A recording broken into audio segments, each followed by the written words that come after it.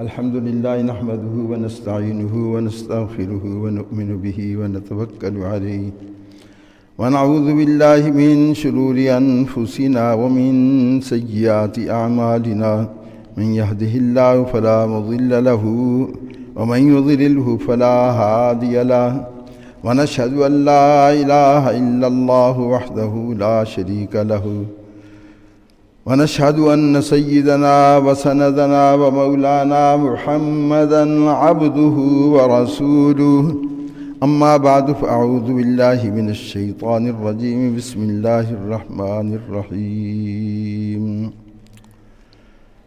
إلا تنصروه فقد نصره الله إذ أخرجه الذين كفروا ثاني اثنين إذ هما في الغار إذ يقول لصاحبه لا تحزن إن الله معنا فأنزل الله سكينته عليه وأيده بجنود لم تروها وجعل كلمة الذين كفروا السفلى وكلمة الله هي العليا الله عزيز حكيم. قال تعالى ولا يأتل أولو الفضل منكم والسعة أن يؤتوا أولي القربى والمساكين والمهاجرين في سبيل الله وليعفوا وليصفحوا ألا تحبون أن يغفر الله لكم والله غفور رحيم. قال تعالى والذي جاء بالصدق وصدق به أولئك هم المتقون.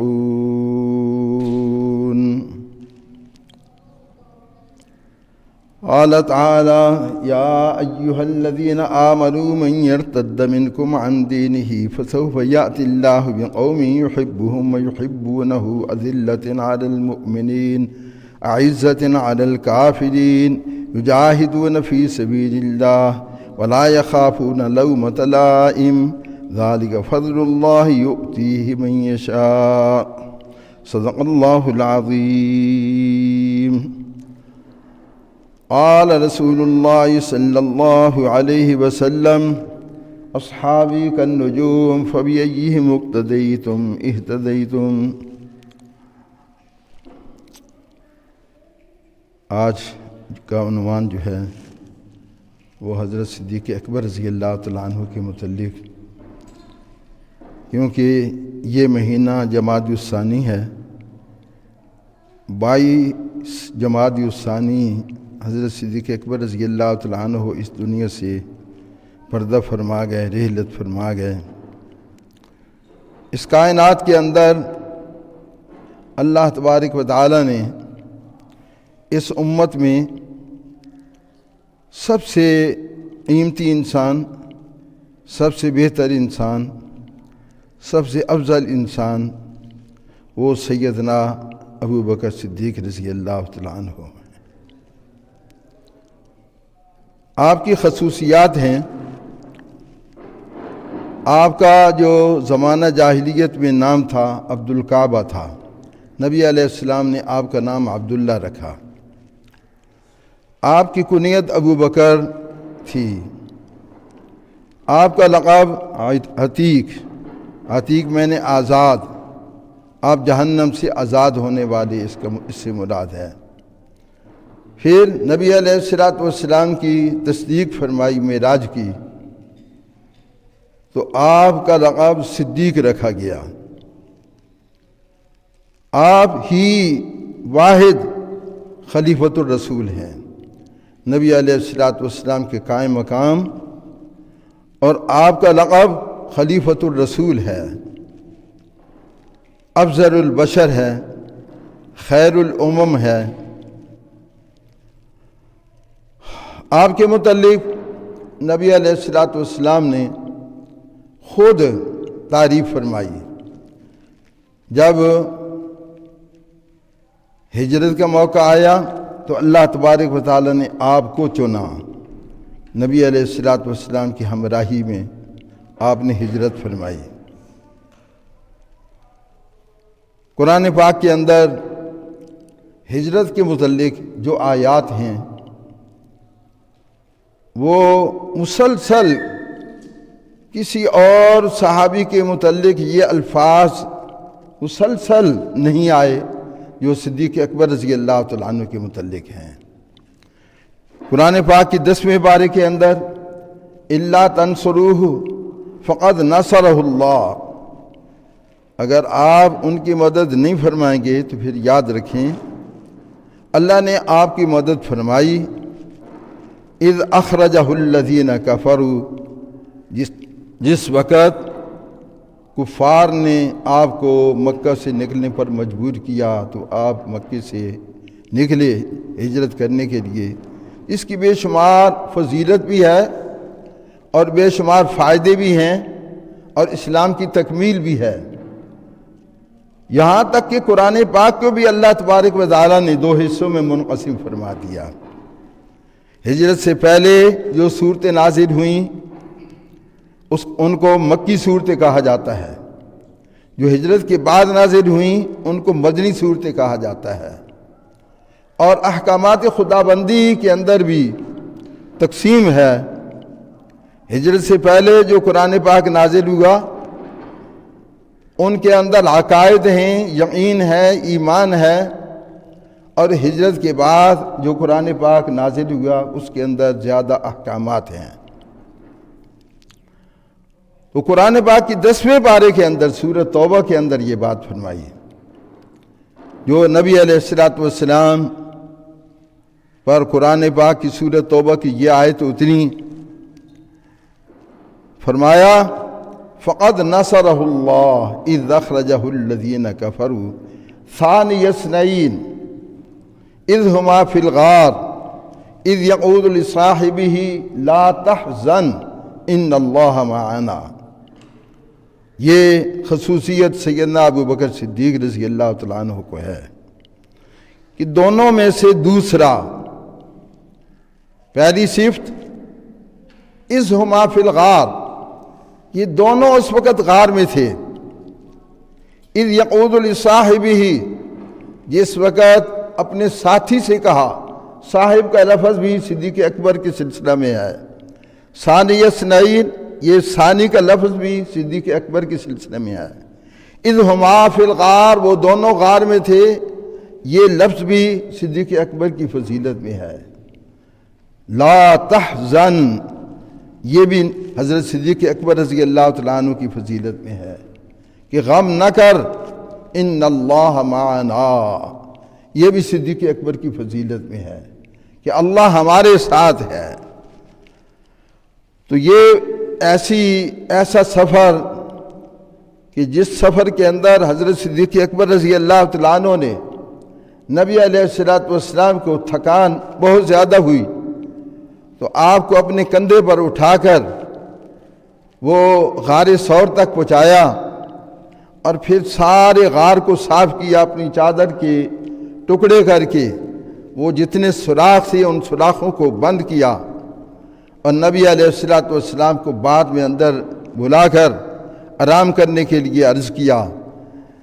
حضور پاک صلی اللہ علیہ وسلم نے صدیق اکبر کی گود میں سر مبارک رکھا اور آپ سو گئے، آپ تھکے ہوئے تھے، اور آپ کا پہرا دینے والے وہ صدیق اکبر تھے۔ اس وقت ایک سوراخ باقی تھا جس کے اندر آپ نے ایڑی رکھی، اور اسی سوراخ سے ناگ، سانپ، اس نے آپ کو ڈسا، آپ کے جسم پر زہر نے اثر کیا، لیکن محبت کا تقاضا تھا۔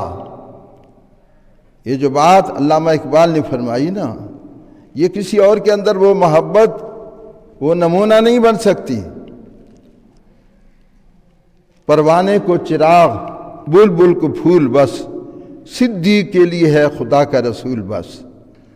یہ ایک محبت کا تقاضا تھا، درد بھی ہو رہا ہے، زہر بھی اثر کر رہا ہے، لیکن جگانا یہ محبت اور عشق کے خلاف تھا، جگایا نہیں۔ جب شدت ہوئی تو آپ کے آنسو ٹپکے، شدت درد کی وجہ سے نبی علیہ السلام کے چہرے پر پڑے۔ آپ جاگے، آپ نے پوچھا کیا ہوا، بتایا کہ سانپ نے کاٹا۔ نبی علیہ السلام نے لب مبارک لگائی، وہ سارا زہر ختم، وہ سارا درد ختم۔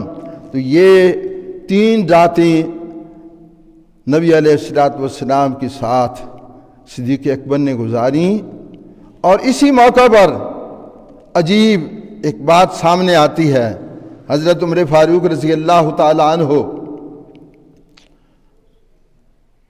کے متعلق یہ بات آئی کہ حضرت سیدنا عائشہ صدیقہ انہوں نے پوچھا، یا رسول اللہ کوئی آدمی ہے جس کی اتنی نیکیاں ہوں جتنی یہ ستارے ہیں آسمان پر نمودار ہونے والے؟ گنجان ستارے بہت زیادہ نظر آ رہے تھے۔ تو آپ نے فرمایا یہ حضرت عمر کی ہیں، عمر کی اتنی نیکیاں ہیں۔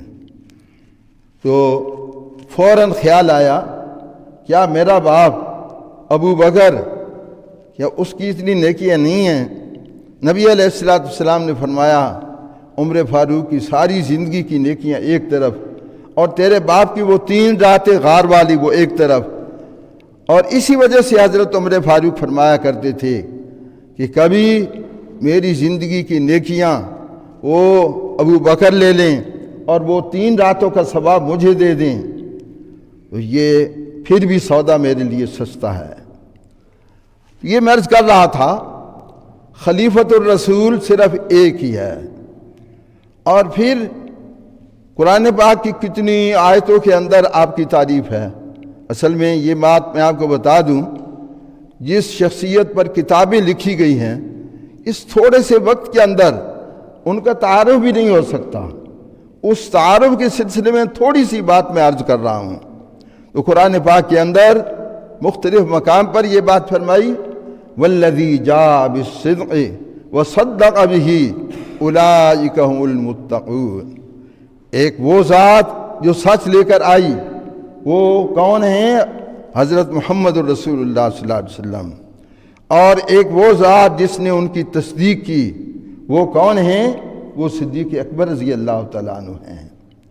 جب نبی علیہ السلام نے معراج پر تشریف لے گئے اور واپسی پر ایک ہی رات کے اندر آئے، ام ہانی کے گھر آئے اور جبرائیل امین سے عرض کیا، آپ نے فرمایا، حکم دیا، آپ نے فرمایا یہ جو اتنا سفر رات کے اندر ہوا، دنیا کے اندر بیت المقدس، زمین کا سفر جسے اسراء کہا گیا ہے، پھر 7واں آسمان سے اوپر اللہ تبارک و تعالیٰ سے ملاقات، پھر واپسی پر پوچھا کہ اگر میں لوگوں سے کہوں گا تو لوگ میری تصدیق نہیں کریں گے، تو صدیق اکبر رضی اللہ تعالیٰ عنہ، اور سب سے پہلے تصدیق کرنے والے وہ کون تھے؟ ابو بکر صدیق تھے۔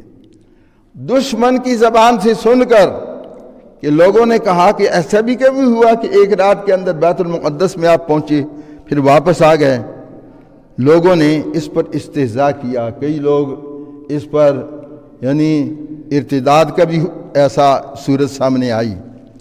تو صدیق اکبر نے جب دشمنوں سے سنا تو انہوں نے کہا کون کہتا ہے ایک رات کے اندر؟ تو انہوں نے کہا کہ حضرت محمد رسول اللہ صلی اللہ علیہ وسلم۔ تو صدیق اکبر نے فرمایا کہ جو آپ نے فرمایا وہ سچ ہے، تو دشمن کی زبان سے تصدیق کرنے والے وہ کون ہیں؟ ابو بکر صدیق رضی اللہ تعالیٰ عنہ ہیں۔ اللہ اکبر۔ تو یہ بات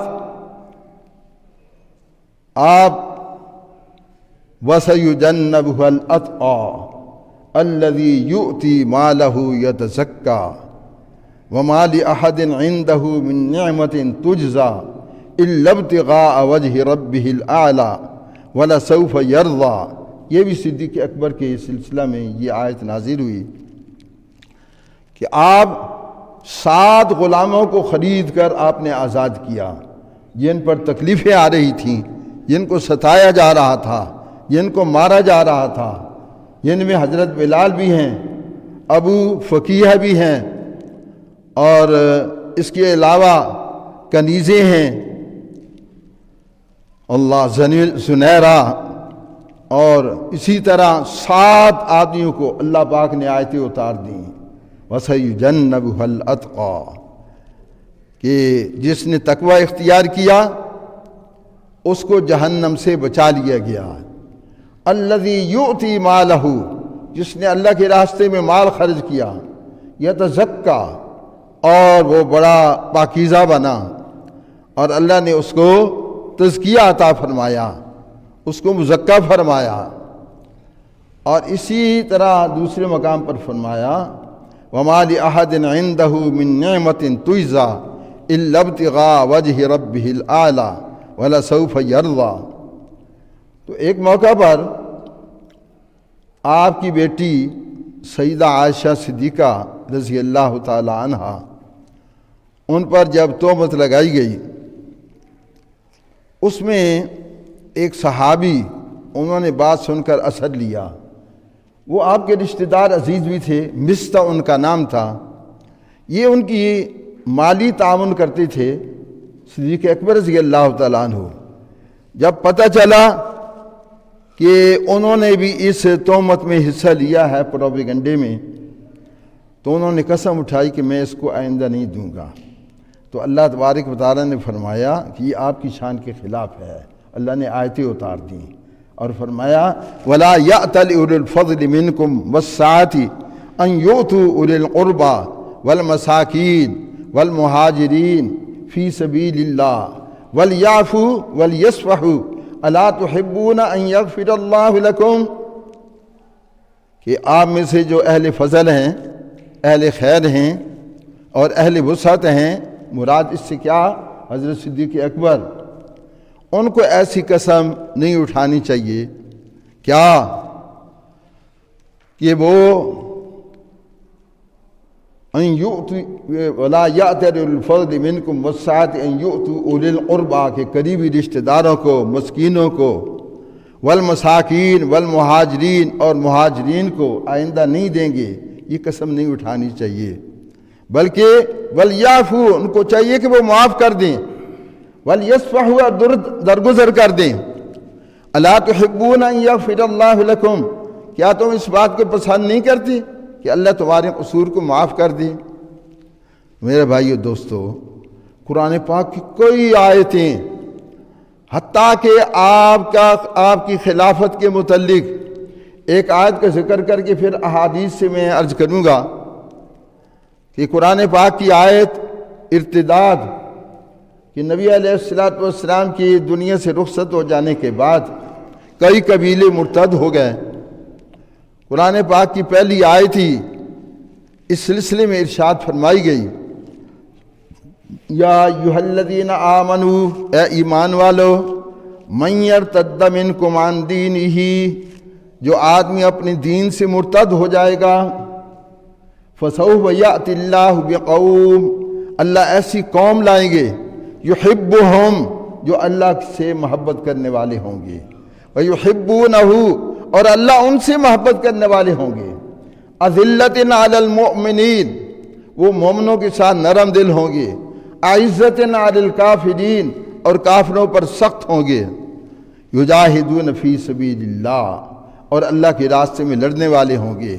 اور یہ آیت بھی صدیق اکبر رضی اللہ تعالیٰ عنہ کی خلافت کا طرف اشارہ ہے کہ جب آپ تشریف لائے تو آپ نے جہاد کیا، اور وہ لوگ جو مرتد ہو گئے ان کے خلاف بھی جہاد ہوا، جن لوگوں نے زکوٰۃ کا انکار کیا ان لوگوں کے خلاف بھی جہاد ہوا، اور جن لوگوں نے نبوت کے دعوے کیے ان کے خلاف بھی جہاد ہوا، اور جو قبیلے ان قریب مدینے پر حملہ آور ہونے کے ارادے کر رہے تھے ان کے خلاف بھی جہاد ہوا۔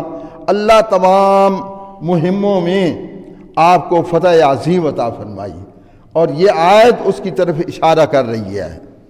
اور ایک موقع پر نبی علیہ السلام بیمار جب تھے، آپ گھر میں تھے، آپ پر غشی طاری ہو رہی تھی، تو بلال بلانے کے لیے آئے کہ نماز کا وقت ہو گیا، تو آپ نے فرمایا مروا ابا بکر فلیصلی بالناس، ابو بکر سے کہیے کہ وہ نماز پڑھائیں، وقت کم ہے اس لیے میں اشارے سے بات کر رہا ہوں۔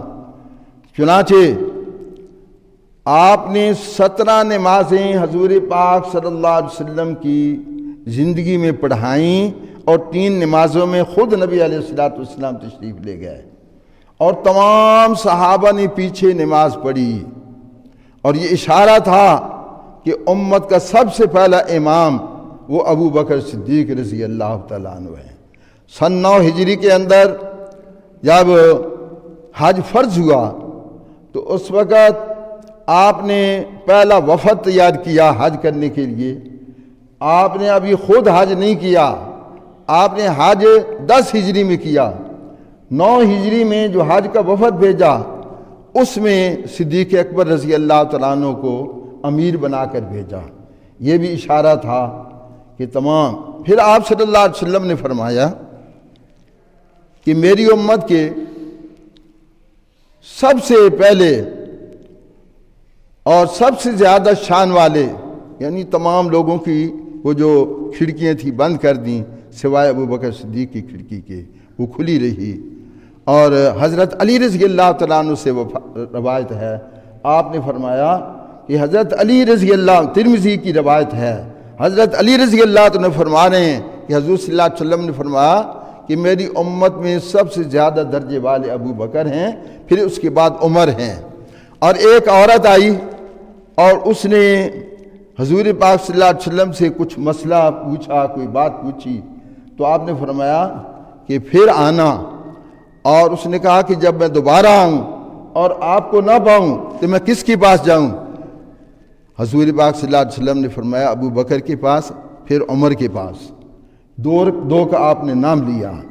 تو اسی طرح حضرت عمر بن عاص رضی اللہ تعالیٰ عنہ سے روایت ہے، نبی علیہ الصلوۃ والسلام نے فرمایا کہ میری امت میں سب سے افضل ابو بکر ہیں اور پھر اس کے بعد عمر ہیں۔ آسمانوں پر 2 آپ کے وزیر جبرائیل اور میکائیل، اور زمین پر آپ کے 2 وزیر، ایک حضرت ابو بکر صدیق اور دوسرا عمر فاروق رضی اللہ تعالیٰ عنہ۔ یہ میں نے پہلے عرض کیا کہ یہ تو بہت کچھ کہنا تھا، یہ بات یاد رکھیں، یہ ہمارا ایمان ہے کہ حضرت علی رضی اللہ تعالیٰ عنہ نے آپ کے ہاتھ میں ہاتھ دیا اور آپ کے مشیر رہے۔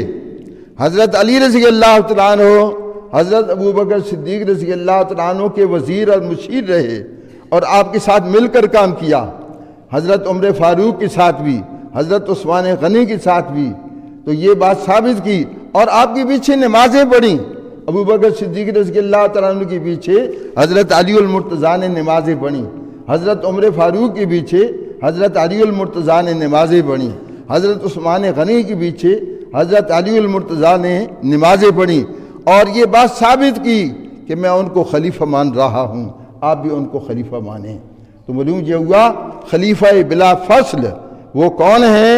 سیدنا ابو بکر صدیق رضی اللہ تعالیٰ عنہ۔ اللہ تبارک و تعالیٰ ان آیتوں پر اور ان حدیثوں پر اور ان حقانیت پر ہمارے ایمان کو پختہ کرے، اور یہ پختہ ایمان ہمارے دلوں کے اندر راسخ ہو جائے کہ بعد الانبیاء افضل البشر خلیفہ بلا فصل سیدنا ابو بکر رضی اللہ تعالیٰ عنہ ہیں۔